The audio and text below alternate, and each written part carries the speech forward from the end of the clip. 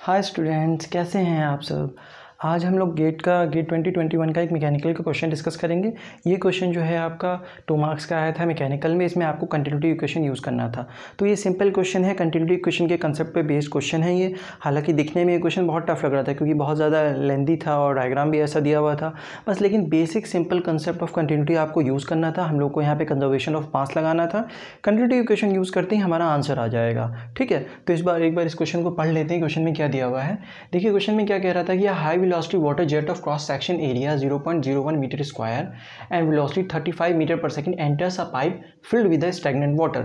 ये एक पाइप है आपका, ये पाइप दिखा रखा है मैंने, रेड से इसके अंदर वाटर है। अब क्या हो रहा है इसके अंदर कि यहाँ से जो है ना एक जेट एंटर कर रही है, इतनी जेट एंटर कर रही है जिसका क्रॉस सेक्शन आपको दिया हुआ है 0.01 मीटर स्क्वायर। जिस क्रॉस सेक्शन की जेट इसको एंटर कर रही है उसका एरिया आपको दिया हुआ है 0.01 मीटर स्क्वायर। और किस वेलोसिटी से एंटर कर रही है वो भी दिया हुआ है आपको। वेलोसिटी ऑफ एंटर वेलोसिटी जो है वो 35 मीटर पर सेकंड दिया हुआ है। ठीक, इसके अंदर पानी भरा हुआ है जो कि रेस्ट पे है, स्टैग्नेंट वाटर है। The diameter of pipe is 0.32 metre. यहाँ जो डायमीटर है इस पाइप का वो 0.32 मीटर है। डायमीटर आपको दिया हुआ है 0.32 metre. This high velocity jet, अब ये जो हाई वेलोसिटी जेट जो है, this high velocity jet entrains additional water from the pipe and total water leaves pipe with the velocity of 6 metre per second. अब ये जो जेट है वो जेट क्या कर रहा है कि एंट्रेंस कर ले रहा है, अपने साथ में जोड़ ले रहा है, अपने साथ में मिला ले रहा है। कहाँ के पानी को, जो पानी इसमें प्रेजेंट है इस जेट पाइप के अंदर जो वाटर है वो वाटर भी जो है ना इसके साथ ही फिर फ्लो कर जा रहा है, बाहर निकल रहा है इसके साथ में। तो टोटल वाटर जो बाहर निकल रहा है वो निकल रहा है 6 मीटर पर सेकंड की स्पीड से। ठीक है, हालांकि यहाँ पे जो एरिया था क्रॉस सेक्शनल एरिया 0.01 एरिया का जेट इसमें एंटर किया।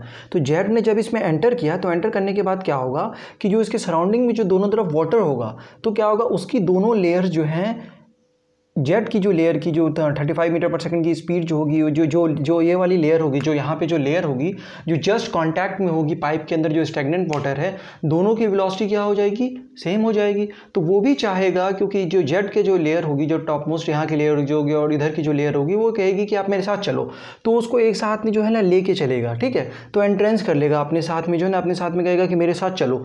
तो फिर क्या होगा, यहाँ जो है वाटर निकलेगा वो कुछ वाटर निकलेगा जो जेट से हमने एंटर किया है, और कुछ जो है वो पाइप में जो प्रेजेंट था वाटर वो भी इसके साथ में निकलेगा। ठीक है, तो टोटल वाटर जो है लीव करेगा वो with the velocity of 6 metre per second. Question में क्या हो रहा है, क्वेश्चन में ये कह रहा है कि ये जो जेट एंटर कर रहा है, ये जो जेट एंटर कर रहा है, तो ये जब जेट एंटर कर रहा है इसमें, तो एक तो खुद अपना वो पानी जो इसमें एंटर किया वो तो निकलेगा ही निकलेगा, प्लस कुछ वाटर जो है वो एंट्रेंस कर लेगा। दोनों जो है ये पाइप का जो पानी होगा वो भी इसके साथ बाहर निकलेगा, एंट्रेंस कर लेगा, अपने साथ जोड़ लेगा, अपने साथ मिला लेगा। वो क्यों होगा, क्योंकि इसकी जो वेलोसिटी होगी वो 35 मीटर पर सेकंड से वो जेट एंटर किया है, और ये तो अभी पानी रेस्ट में है इसके अंदर, पाइप के अंदर जो पानी है वो तो रेस्ट में है। तो क्या होगा कि पाइप के अंदर का जो पानी होगा वो भी इसके साथ जब कांटेक्ट में आएगा तो वो भी जो है 35 मीटर पर सेकंड की स्पीड को मेंटेन कर लेगा। ठीक है, तो वो भी क्या होगा, उसकी लेयर भी तो धीरे धीरे क्या होगा, वेलोसिटी ऐसे जो है ना ऐसे आएगा। वेलोसिटी प्रोफाइल जो होगा किसी भी सेक्शन पे आप देखोगे इसके अंदर तो कुछ ऐसा आएगा लीनियर, अगर वेलोसिटी ग्रेडियंट को हम लोग नेग्लेक्ट कर लें और जीरो कंसिडर कर लें। ठीक है, तो क्या होगा कि वेलोसिटी जो है पाइप के अंदर जो होगी वो भी जो है जो लेयर इसके साथ कॉन्टैक्ट में होगी जेट वाली लेयर के साथ में, वो भी 35 मीटर पर सेकंड की स्पीड से उसके मेंटेन कर लेगा, और वो भी उसके साथ फिर निकलने लगेगा बाहर, वो भी उसके साथ में बाहर निकलेगा कुछ पाइप का पानी भी। तो अब आपको ये बताना है कि जो the flow rate of एंट्रेंट water, तो जो फ्लो रेट, जिस फ्लो रेट से पानी इसके साथ एंट्रेंट कर रहा है, इसके साथ मिल रहा है, इसके साथ जुड़ रहा है, उसका क्या फ्लो रेट है। आपको ये बताना है कि ये क्यू क्या चीज़ है, क्यू कितना है। क्यू जो है आपका फ्लो रेट बताना है कि जो एंटर कर रहा है पाइप के अंदर, जो वाटर प्रेजेंट था ऑलरेडी, उससे जो एंट्रेंस कर रहा है, जो इसके साथ में मिल रहा है, उसका क्या फ्लो रेट है। ठीक है, तो इसमें कुछ नहीं करना था, हमको बेसिक कंसेप्ट यूज़ करना है कंटिन्यूटी इक्वेशन का। पहले तो कंटिन्यूटी इक्वेशन को समझ लेते हैं हम लोग कि कंटिन्यूटी इक्वेशन क्या होता है। तो देखिए कंटिन्यूटी इक्वेशन क्या कहता है, कंटिन्यूटी इक्वेशन हमसे कहता है, कंटिन्यूटी इक्वेशन ये कहता है कंजर्वेशन ऑफ मास की बात करता है हमसे। ये कहता है कि मास कंजर्व रहेगा, कंजर्वेशन ऑफ मास। ये क्या कहता है, कंजर्वेशन ऑफ मास की। कैसे, देखिए मान लीजिए अगर कोई इस तरीके का पाइप है, ठीक, Q1 यहाँ से एंटर कर रहा था और Q2 यहाँ से एंटर कर रहा था, और यहाँ से निकल रहा है हमारे पास Q3। Q1 Q2 Q3 क्या है, ये फ्लो रेट है। Q1 Q2 क्या चीज़ है ये, Q1 जो है ये फ्लो रेट है, सब Q1 Q2 Q3 ये फ्लो रेट है, ठीक। तो यहाँ से Q1 जितना आया और यहाँ से Q2 जितना आया, दोनों मिलके जो निकलेगा वो साथ में Q3 ही होगा, जाहिर सी बात है। तो यही चीज़ कहता है conservation of mass, Q3 will be equal to Q1 plus Q2। और Q1 Q2 Q3 क्या चीज़ है, ये है हमारा फ्लो रेट, ये क्या चीज़ है, हमारा फ्लो रेट, ठीक। तो फ्लो रेट को हम लोग कैसे लिखते हैं, फ्लो रेट को हम लोग ऐसे लिखते हैं in terms of area and velocity, A3 V3 is equal to A1 V1 plus A2 V2। ये हो गई आपकी कंटिन्यूटी इक्वेशन, यही आपकी कंटिन्यूटी इक्वेशन है, यही आपका मास बैलेंस है। यहाँ पे हमने मास बैलेंस किया है, ठीक है। तो Q क्या चीज़ है यहाँ पे, Q को हम लोग डिस्चार्ज भी कहते हैं, Q को हम लोग कहते हैं फ्लो रेट। तो Q क्या चीज़ है यहाँ पे, फ्लो रेट है, ठीक है। Q क्या चीज़ है यहाँ पे, फ्लो रेट है। तो ये कंटिन्यूटी इक्वेशन है, जब हमने कंसिडर कर लिया है कि डेंसिटी कॉन्स्टेंट है। ये क्या है, ये this equation is applicable only when the density is constant, ठीक है। अगर हम इसको जो है डेंसिटी कांस्टेंट नहीं है तो उस केस में क्या होता है, उस केस में क्या होता है, देखिए कि कंटिन्यूटी इक्वेशन ये कहता है हमसे कि मास फ्लो रेट, अगर डेफिनेशन की टर्म्स में बात करें हम, तो क्या होता है कि मास flow rate is constant, mass flow rate is constant. Mass flow rate क्या रहता है, हमेशा कांस्टेंट रहता है, मतलब m डॉट जो होगा वो कांस्टेंट होगा किसी भी सेक्शन पे, पाइप के किसी भी सेक्शन पे आप देखोगे, अलग अलग सेक्शन पे चलते जाओगे तो मास फ्लो, जैसे कि मान लीजिए क्या है आपका, इसकी डेफिनेशन लिख लेते हैं पहले। कंटिन्यूटी इक्वेशन ये कहता है हमसे कि इट सेज एज, और it can be defined as the mass flow rate और the mass flow rate at any section through the inside the pipe is remains constant. Mass flow की rate क्या रहता है, वो कांस्टेंट रहता है, ठीक है। फॉर एग्जांपल जैसे कि मान लीजिए आपका ये पाइप था कुछ इस तरीके का, ठीक है। अब यहाँ से आपका कुछ m1 डॉट आ रहा था, m.1 आ रहा था, ठीक है, और m2 डॉट यहाँ से आ रहा था, और यहाँ से निकल रहा है कितना, m3 dot. m1 m3 m1 m2 m3 dot क्या चीज़ है, ये सब मास फ्लो रेट को डिनोट कर रहा है, ठीक है। तो अब देखिए जितना मास आया, जितना मास आया उतना ही मास तो निकलेगा, तो इसको हम लोग ऐसे लिख सकते हैं m1 dot plus m2 dot is equal to m3 dot. जितना मास यहाँ से आएगा उतना ही मास निकलेगा, यही कंटिन्यूटी इक्वेशन है।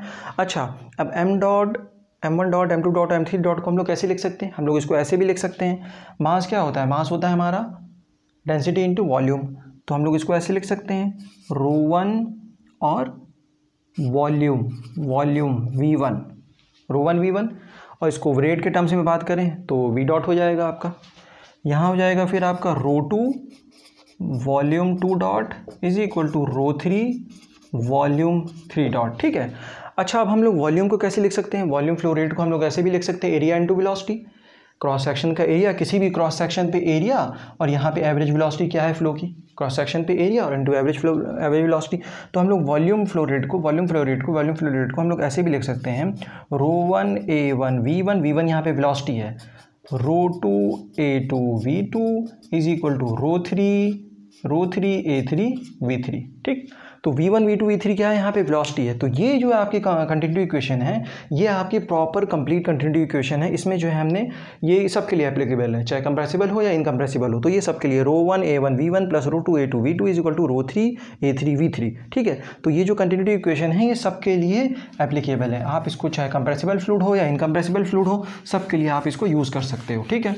तो हमारे पास जो है कंटिन्यूटी इक्वेशन क्या आ गई, कंटिन्यूटी इक्वेशन होता है, continuity equation it is equal to ρ1 density ρ1 area a1 velocity v1 is equal to, अगर मान लीजिए सिर्फ एक ही पाइप, एक एंटर कर रहा है वहाँ से दूसरा निकल रहा है, मान लीजिए कुछ इस तरीके का पाइप है, अगर हमारे पास पाइप में कुछ इस तरीके का फ्लो हो रहा है,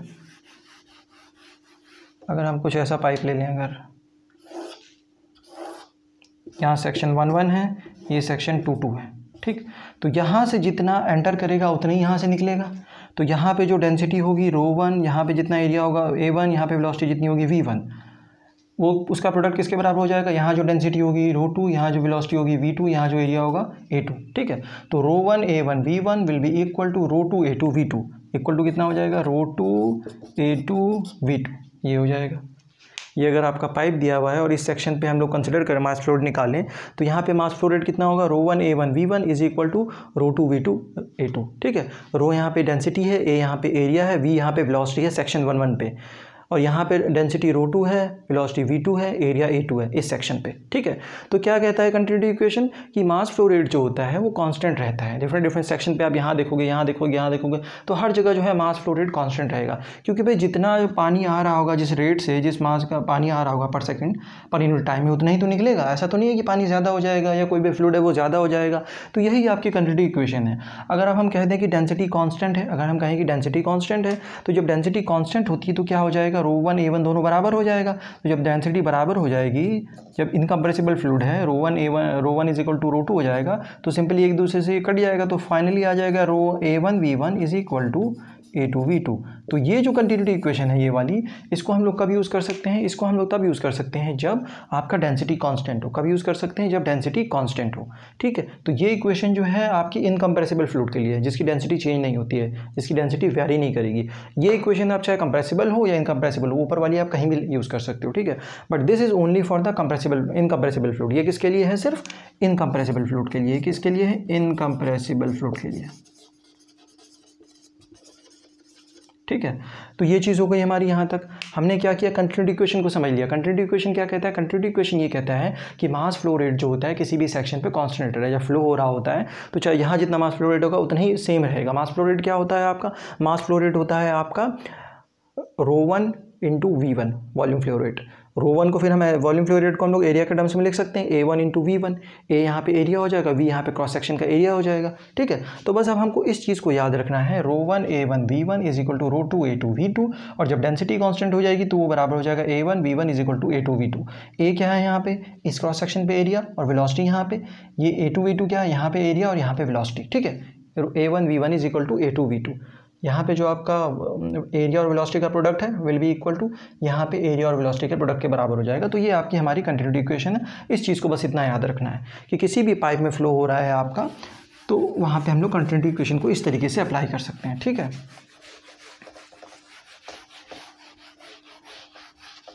अच्छा, अब मान लीजिए हमारा कुछ इस तरीके का पाइप होगा, जैसे कि हम समझ लेते हैं, ये देखिए ज़रा, कुछ ऐसा पाइप है हमारे पास।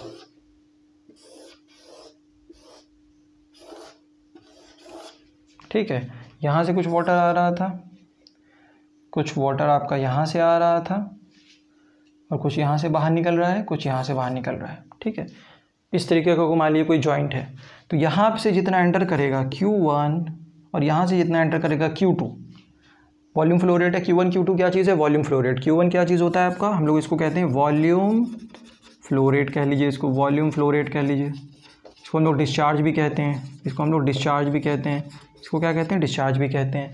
तो यहाँ पे जितना फ्लो रेट है प्लस यहाँ पे जितना फ्लो रेट है विल बी इक्वल टू जितना बाहर निकलेगा यहाँ से, Q3 Q4। तो अब इस प्रॉब्लम के लिए, इस कंडीशन के लिए हम लोग कैसे लिख सकते हैं कंटिन्यूटी इक्वेशन। इसके लिए अगर हम लोग जब कंटिन्यूटी इक्वेशन लिखेंगे तो कैसे लिख सकते हैं, Q1 plus Q2 will be equal to Q3 plus Q4। ये हो गई हमारी कंटिन्यूटी इक्वेशन इस चीज़ के लिए, इस कंडीशन के लिए ये हमारी कंटिन्यूटी इक्वेशन हो गई। This is the continuity equation for this problem. ठीक है, तो अब जो है, अब हम इस चीज़ को समझ गए हैं कि अब इसको जो है फिर हम लोग एरिया और वॉल्यूम के टर्म्स में लिखना चाहें तो इसको ऐसे भी लिख सकते हैं। ये हो जाएगा आपका A1 V1 plus A2 V2 will be equal to A3 V3 will be equal to A4 V4। इसको हमने लिख दिया एरिया और वेलोसिटी के टर्म्स में कि यहाँ पे जितना एरिया, वेलोसिटी का प्रोडक्ट, यहाँ पे जितना एरिया, वेलोसिटी का प्रोडक्ट, सेक्शन पे, अलग अलग सेक्शन पे, इस सेक्शन पे, इस सेक्शन पे, इस सेक्शन पे, इस सेक्शन पे, यहाँ पे जितना एरिया वेलोसिटी उसका प्रोडक्ट, यहाँ पे जितना एरिया वेलोसिटी उसका प्रोडक्ट, यहाँ जितना एरिया वेलोसिटी उसका प्रोडक्ट, यहाँ जितना एरिया वेलोसिटी उसका प्रोडक्ट। तो हमने इसको लिख दिया कंटिन्यूटी इक्वेशन को। तो ये दोनों कंटिन्यूटी इक्वेशन ही है। ये हमने जो है डिस्चार्ज के टर्म्स में लिखा हुआ है, ये हमने एरिया और वेलोसिटी के टर्म्स में लिखा हुआ है, क्योंकि हमको मालूम है डिस्चार्ज क्या होता है, डिस्चार्ज बराबर होता है एरिया इंटू वेलोसिटी। ठीक है, तो ये हो गई हमारी continuity equation for this problem. अब इस तरह की प्रॉब्लम को भी हम लोग सॉल्व कर सकते हैं, और यहाँ पे भी जो क्वेश्चन हमको दिया हुआ है इसमें भी कंटिन्यूटी इक्वेशन का ही कंसेप्ट यूज़ करना है। वो कैसे यूज़ करना है अभी हम बताते हैं। तो देखिए क्या हो रहा था इस प्रॉब्लम में। इस प्रॉब्लम में ये हो रहा था कि जेट यहाँ से एंटर कर रहा था और जेट की वेलोसिटी आपको दी हुई थी 35 metre per second. 35 metre per second से जेट एंटर कर रहा था।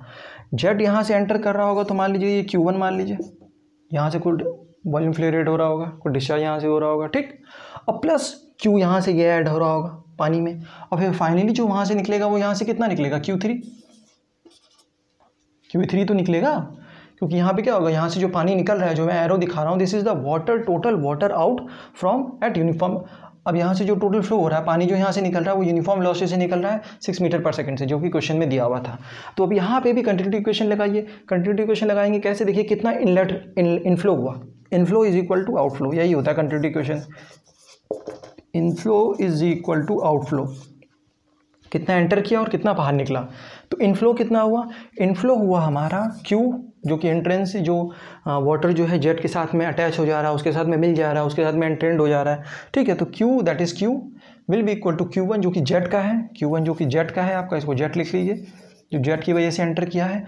और यहाँ पे Q3 जो है वो टोटल बाहर जो निकल रहा है हमारे पास, टोटल जो बाहर निकल रहा है, ये कंटिन्यूटी इक्वेशन हो गई इस प्रॉब्लम के लिए। ये क्या हो गई, कंटिन्यूटी इक्वेशन हो गई इस कंडीशन के लिए। This is the continuity equation, ये हमारी क्या है, कंटिन्यूटी इक्वेशन है।